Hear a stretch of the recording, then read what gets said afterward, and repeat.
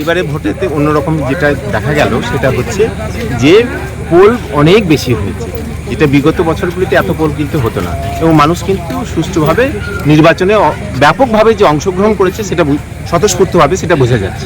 এই যে অবশ্যই সেটা তো মনেই হচ্ছে যে মানুষ নির্বাচনে অংশগ্রহণ করছে, তারা স্বতঃস্ফূর্তভাবে ভোটদানে আসছে, এবং আমরা এই বিষয়ে কোনো রকম বেগ পাইনি আর কি। আমরা নির্বাচন করতে গিয়ে যে সেরকম খুব অসুবিধা ভোগ করিনি আর কি, যদিও তো আর একটু যদি সেন্টারগুলো তার একটু ব্যবস্থা থাকতো আরও ভালো, একটু মানে আমাদের পোলিং পার্টিদের জন্য যদি ব্যবস্থাটা থাকতো আর একটু, তাহলে ভালো হতো আর কি।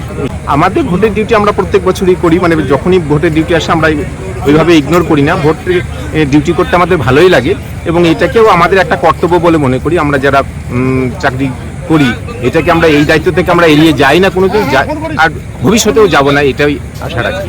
আর সর্বোপরি যেটা মনে করি যে যদি প্রশাসনের তরফ থেকে পোলিং পার্সোনালদের জন্য কিছু ভালো ব্যবস্থা আরও উন্নত করা যায় তাদের তাহলে আরও ভালোভাবেই তারা ভোট কার্য পরিচালনা করতে পারবে। আমার নাম সুব্রত মুখার্জি, জয়গাঁতে পোস্টিং ছিলাম।